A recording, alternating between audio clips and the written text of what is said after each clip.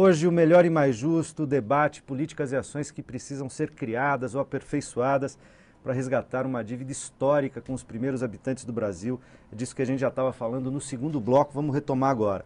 O jornalista ambiental Washington Novaes, diretor da série de documentário Xingu, disse certa vez, abre aspas para o Washington, não voltaremos a ser índios, nem temos competência para isso, mas podemos nos inspirar em suas culturas para avançar em direção a formatos que nos ajudem a vencer nossa crise do padrão civilizatório. Na vivência de cada um de vocês, o que é mais inspirador, o que serve de referência nas culturas indígenas para os modos como a gente vive hoje? Quer dizer, nós estamos vivendo, por exemplo, uma crise ambiental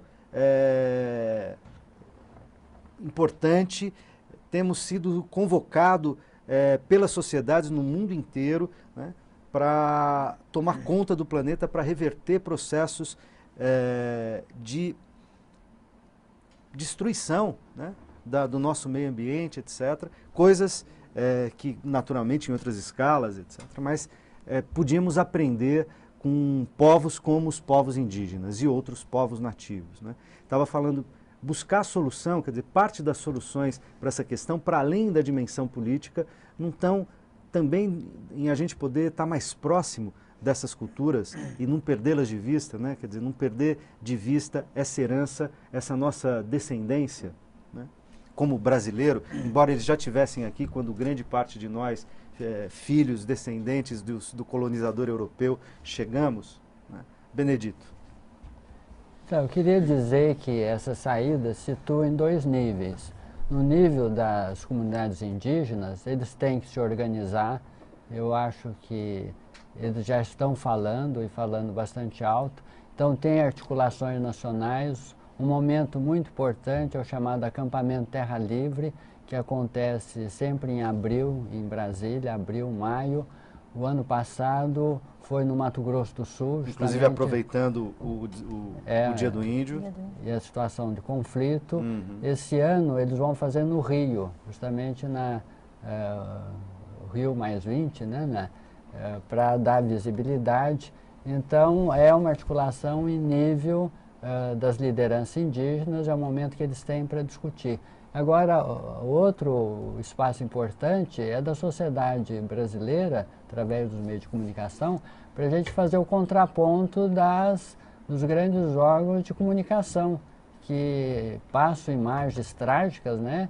Quer dizer, criminalizando as lideranças, colocando, por exemplo, os pataxós como se fossem selvagens, destruindo fazendas, matando gente, quando na realidade a gente sabe que eles são vítimas, né, de toda uma situação gerada pelo próprio governo da Bahia. Pouca gente se lembra que foi o Antônio Carlos Magalhães que cedeu aquelas terras para os fazendeiros. Cedeu ou vendeu, não sei, né? Mas foi uma postura ambígua que está tendo um preço muito alto. Até hoje, né? Até hoje. E o mesmo cedeu acontece... terras que já eram das nações indígenas. Né? E obrigar os indígenas a saírem de lá. Eu estive em 85, lá nessa área Pataxó, para a gente tentar fazer um resgate daquelas comunidades. São várias etnias que vivem ali, né? E muitos contavam que eles foram obrigados a sair, ir para o Paraná, para São Paulo, porque não tinha mais espaço. Então é um retorno que eles estão tendo e cansaram de esperar a justiça. E no Mato Grosso do Sul também. Aquelas terras que os fazendeiros disputam, na realidade, foi fruto de uma reforma agrária equivocada da época do Getúlio Vargas, que levou os gaúchos para lá em terra indígena, que era considerada terra de ninguém, né? Então, esses erros históricos a gente precisa conhecer e devolver o espaço para os verdadeiros donos. Né? E corrigir, né? Corrigir. Assim como no Paraná mesmo, na época do Getúlio, se retirou as populações Guarani de suas próprias áreas e se colocou nas terras caingangue, que já estavam demarcadas, né?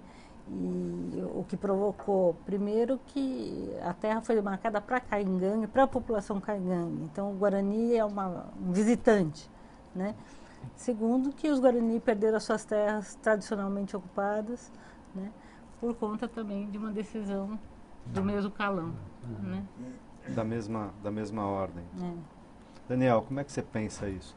Como é que você pensa também a gente poder se apropriar desse legado, dessa cultura, né, brasileira por excelência e que durante muito tempo ficou relegada, né, e que talvez a gente tenha hoje condições, inclusive condições históricas pelo apelo do meio ambiente, etc. e tal, condições históricas de voltar a trazer para a cena e para um diálogo cultural mais amplo, né, para a construção de saídas para a convivência no Brasil, para o meio ambiente, para a sustentabilidade, entre tantas outras coisas.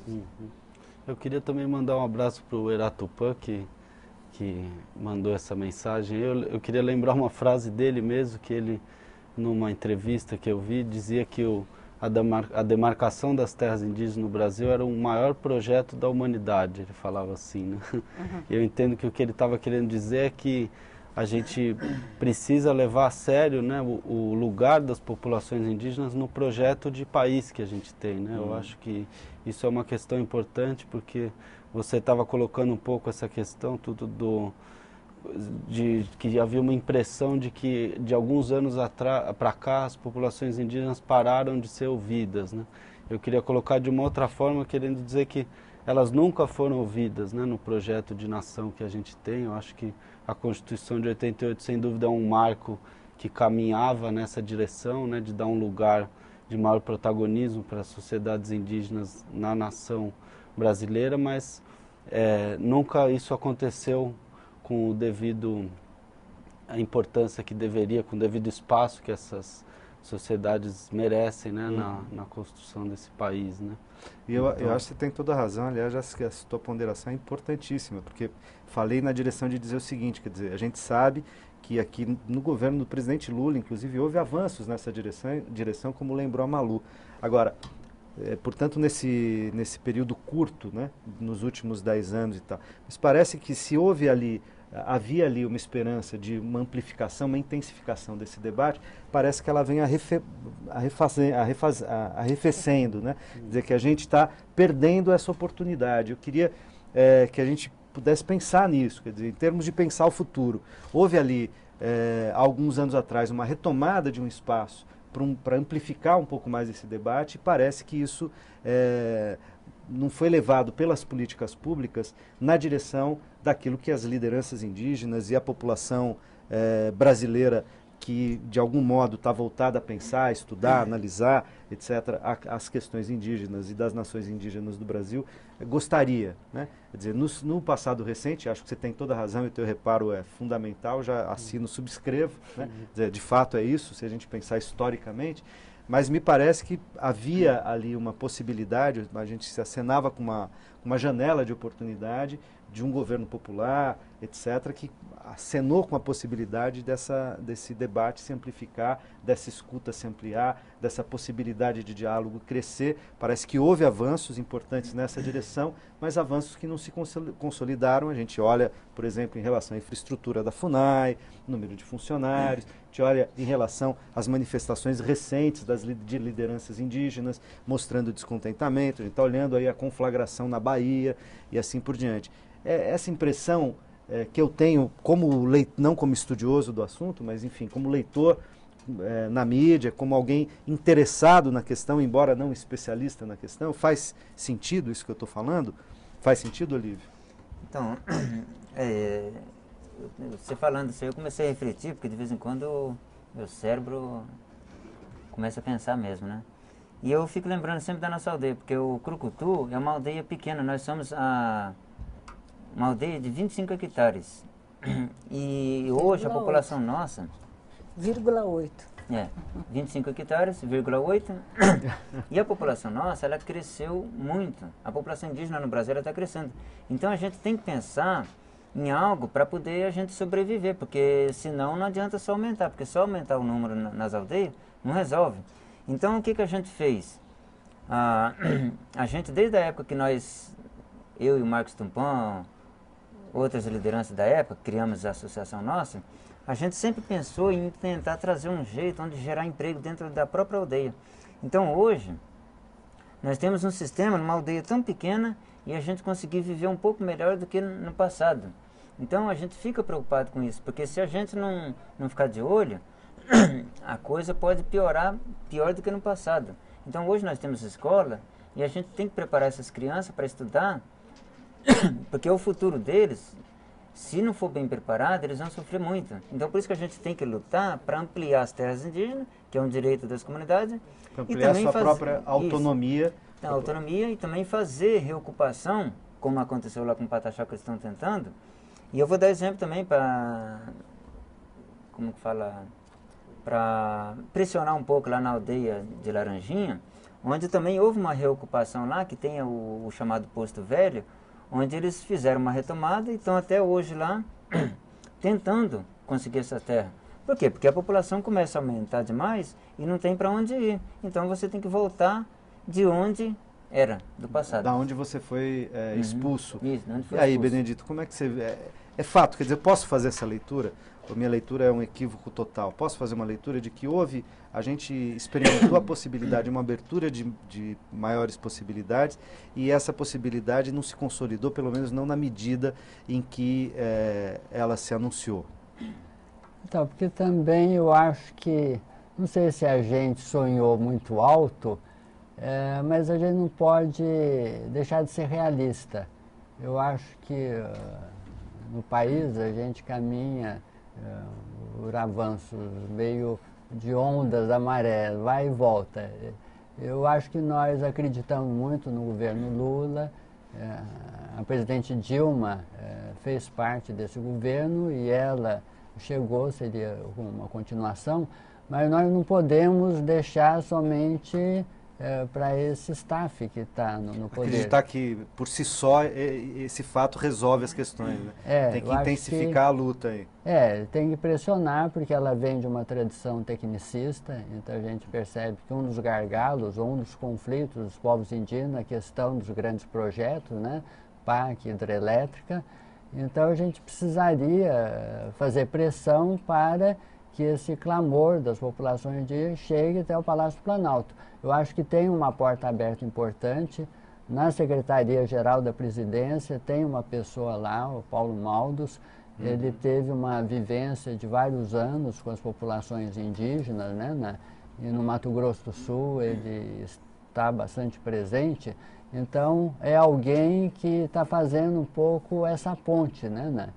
Então seria o caso das lideranças continuar pressionando e que também outros setores, né, o setor sindicalista, o movimento popular, que faça chegar até a presidente a importância disso, que precisa se criar ponte e os povos indígenas. Ou seja, a questão para construir essas possibilidades, para além da gente ter os governos sociais e populares constituídos, a gente precisa continuar fortalecendo os movimentos sociais, sindicais, enfim, para que a gente possa tomar nas nossas próprias mãos o destino, inclusive das nações que nos fundaram aqui, as nações indígenas. Eu agradeço muitíssimo a presença de vocês.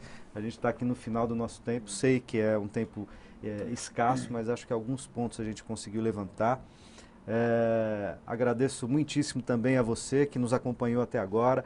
Tenho certeza que essa conversa ajudou a refletir sobre a urgência de fortalecer as políticas indigenistas para a proteção e para a garantia dos direitos constitucionais dos índios brasileiros, por um país melhor e mais justo para todos, né? Você sabe, logo o conteúdo desse programa estará disponível no nosso portal, onde você pode sugerir temas e rever os outros debates que a gente já fez aqui. Acompanhe a nossa programação pelo Twitter, pelo Facebook, os endereços estão aí no seu GC, né? Eu queria, inclusive, aproveitar o final, vou pedir para o Olívio aqui deixar uma frase, né? Uma frase dos índios para o nosso telespectador. Nós estamos no mês que comemora o Dia do Índio, né? Uma frase para os nossos telespectadores como sua despedida. Bom, eu agradeço por ter convidado a gente, né? Os nossos amigos aqui também para falar, né? E os índios do Brasil que não desanimem, tem que continuar na luta, porque ela não vai parar. Então a gente tem que continuar sempre lutando, batalhando e incentivar nossas crianças, nossos filhos para estudar. Porque o conhecimento é uma arma importante. Então hoje nós temos que estudar para poder se defender, porque não adianta a gente falar que a gente vai lutar contra o branco. Então vamos debater através do conhecimento. Então eu acho muito importante as escolas nas aldeias, porque essas crianças nossas no futuro vai ser grandes lideranças, né? Eu sempre dou um exemplo lá na aldeia, nós temos o Marcos Tumpan, ele não tem estudo, mas o cara é uma sabedoria que você fica assim impressionado. Imagina se tivesse estudado. Então eu agradeço a todos. Obrigado, Olívio, obrigado de novo. A gente se encontra na próxima quinta ou a qualquer momento pela internet. Um forte abraço.